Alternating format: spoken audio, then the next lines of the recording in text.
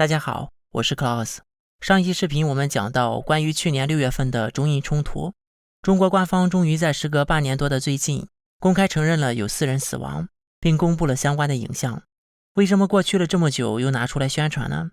中共把活人当炮灰，但是人死了也不放过，现在又觉得这些人死了也是有利用价值的，可以借用死人再宣传一波爱国主义。反正中印的危机已经过去了，中国又回到了大清割地赔款的时代，而且中共在所有的宣传上面都没有称呼对方为印军，而是称为外军。看来中共也只是想拿这个来洗脑，而并不想惹怒印度。这2天的微博热搜前面全都是这个话题相关，其中还有一个齐团长背柴100斤，100斤不算多呀，比起维尼200斤山路不换肩还是差的有点远。当然了，那肯定不能超越领袖的光辉嘛。这个齐团长就是中国宣称的4死1伤中的受伤的那一个。环球时报的主编胡锡进还替他呐喊，说不想打仗就滚，如果祖国需要，男人就该像他们那样去活，那样去死。中国的这一波爱国宣传秀怎么能少了胡雕盘大家的身影呢？不过老胡很快就被网友怒怼，网友说如果胡锡进的儿子从国外毕业上战场，网友愿意捐3个月的工资。结果老胡不正面回应自己儿子在国外的事，也不说会不会让自己的儿子上战场，而是转而对网友进行了人身攻击。这么下三滥的手段真的是很低级。中共一方面呢进行爱国主义宣传，那么另一方面呢就是消灭跟主旋律不同的声音，在全国范围内实行大抓捕。这次的大抓捕让我感受到了中国言论自由的再次收紧，中国朝鲜化的步伐在加速，可以说是开启了现代的文字狱时代。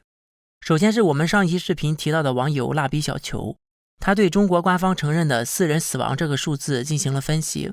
根据官方的描述，这4个人都是因为救人而死的，那么说明被救的人肯定也死了，真实的死亡人数应该不止4人。这也就是为什么印度方面首先公布了伤亡数字，结果很快他的微博账号就被封锁，第2天他就被南京市公安局抓了。根据警方的通报称，蜡笔小球歪曲事实真相，诋毁贬损戍边英雄。蜡笔小球只是对报道的死亡数字提出质疑而已，怎么就歪曲真相污蔑英雄了呢？况且他的质疑还是合情合理的。要说歪曲事实污蔑英雄，那么中国的有关媒体应该是最先歪曲事实和污蔑英雄的。去年8月份开始就有牺牲的烈士的信息在流传，中国的媒体辟谣说是假消息，这才是歪曲事实吧。而且说烈士牺牲是假消息，这才是污蔑死者，对死者不敬，对吧？那为什么这样的人不抓呢？网友修罗陛下说，李文亮是烈士吧，这个是事实，但是至今还有很多人侮辱李文亮，为什么这些人不处理呢？除了蜡笔小球，四川也是因为同样的原因抓捕了一名25岁的杨姓网友，北京也同时抓捕了一名28岁的陈某，这些人都以寻衅滋事的罪名被刑事拘留，相信可能还有一些人没有被报道出来。而相反的，5毛小粉红的污言秽语就没有人管。最近发生在上海迪士尼剧场的打人事件引起了很多网友的关注。通过视频我们可以看到，一名女子跳上舞台，对着其中的一个演员就是一拳，并且喊道叫你狂，还边骂他哪配做中国人，你是美国人的猪。该女子后来不愿意离开，最终导致了演出取消。后来根据警方的通报，鉴定该女子疑似有精神症状，这件事也就不了了之了。正常人可以因为一句话而被抓捕刑拘，而极端粉红打人却放任不管。我认为疫情是一个分水岭，就是从李文亮开始的。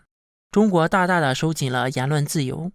中共在疫情期间抓捕了大量试图传播真相的公民，有李文亮、陈秋实、张展、方斌、李泽华等等。特别是在疫情初期，1个星期就在全国范围内抓捕了300多人。从去年3月1日开始，中共开始实施了最严厉的网络整肃措施，所以从去年到现在，我们看到越来越多的人因为言论而被捕，有人因为讨论疫情，有人因为诋毁烈士，有人因为骂交警而被抓捕，还有人因为骂村支书而被抓捕。但是讽刺的是，中国的外交部曾经多次表示，中国人从来不可能因言获罪。去年面对国外对中国政府疫情封口的指责，华春莹就说欢迎来到中国，在任何时间在大街上跟任何人聊天，享受言论自由，想聊什么就聊什么，结果马上就被怼了。该委员说，我想先跟被失踪的吹哨人艾芬聊聊，之后又继续列出了10个因言获罪而失踪的人。中国的外交部可以说堪称是世界上最不要脸的外交部了，纯粹就是睁着眼说瞎话。比如最近华春莹在新闻发布会上反问外国记者，为什么外国人可以使用中国的社交媒体平台，而中国人却不可以使用推特和脸书呢？他把中国限制中国人用外国软件归咎于外国人身上，这个真的是让很多人很无语。中共一直都知道宣传的重要性，中国今年伴随着言论自由的收紧，同时也加大了洗脑的力度。我认为这种中共的新时代文字狱政策有2个方面的影响。第一个，肯定会让一部分爱国小粉红变得更红，就像那个在迪士尼打人的大妈，以后可能还会出现新时代的义和团。但同时呢，另一方面，对自由的收紧肯定会损害更多人的利益。也就是说，作为沉默的大多数，在中国被称为中间派的岁月静好一族，他们在以后就越来越需要选边站了，要不就被洗成粉红，要不就是被社会主义的铁拳砸醒。我听到有很多人持有这样的观点，要是中国变成朝鲜，共产党的统治会更加稳定，看朝鲜就没有人敢反对金家政权。如果这么说，那只是看到了表面，朝鲜的专制和暴政是一直都有的，现在的朝鲜人从一出生就习惯了在那样的环境中。而中国不同的是，在改革开放之后，让中国人享受到了改革和开放的好处。如果再回到改革开放前的话，这肯定是受不了的。比如很多粉红就批判香港抗议要民主和自由，说以前英国人统治香港的时候，香港人也是不能选特首，也没有民主啊。但问题是，当英国人知道香港要被拿走的时候，英国给中共留下了一个炸弹，那就是留给了香港一个更民主的体制。而现在的中共想让香港再回到以前的时代，那么享受过自由和民主的香港人就不答应了。